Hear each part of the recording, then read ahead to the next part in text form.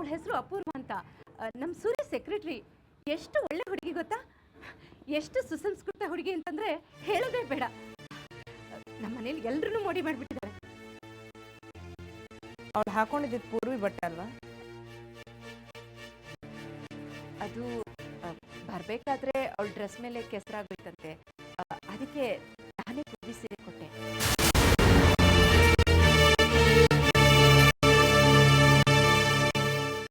ಶಾಲಿನಿ, ಬನ್ನಿ ಒಳಗೆ. ಇನ್ನೊಂದ್ಸಲಿ ಬರ್ತೀನಿ.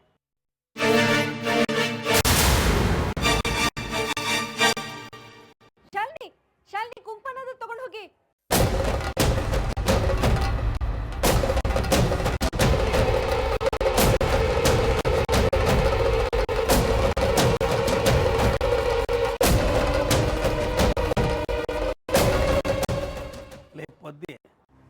ಆ ಸಿಮ್ನೆ ಮುಂತವ ಆ ಹುಡುಗಿ ಬಗ್ಗೆ ಓಸಿ ಜಾಸ್ತಿ ಮಾತಾಡದೆ ಅನ್ನಿಸ್ತಾ ಇಲ್ವಾ? ಹಾಗೇನಿಲ್ವಲ್ಲ?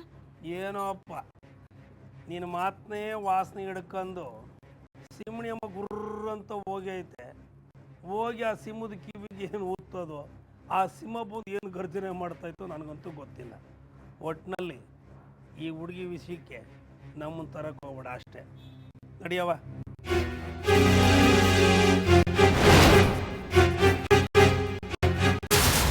ಇನ್ನು ಸೂರ್ಯಂಗೆ ಇನ್ನೊಂದು ಮದುವೆ ಮಾಡೋ ಯೋಚನೆ ಮಾಡ್ತಾ ಇದ್ದಾರಾ? ಹೌದು ವಿಜಯ್, ನಾನು ಅಲ್ಲಿಗೆ ಹೋದಾಗ ಒಂದು ಹುಡುಗಿ ಬಂದಿದ್ಲು. ಅವಳು ಪೂರ್ವಿ ಸೀರೆ ಒಡವೆ ಎಲ್ಲ ಹಾಕ್ಕೊಂಡಿದ್ಲು. ಅದನ್ನು ನೋಡಿದಾಗಲೇ ನನಗೆಲ್ಲ ಕ್ಲಿಯರ್ ಆಯಿತು. ಅವ್ರ ಮನಸ್ಸಿನಲ್ಲಿ ಏನಿದೆ ಅಂತ ಪಕ್ಕ ಆಯಿತು. ಶಾಲಿನಿ, ಸೂರ್ಯಂಗೆ ಇನ್ನೊಂದು ಮದುವೆ ಮಾಡೋದು ತಪ್ಪು ಅಂತೀಯ?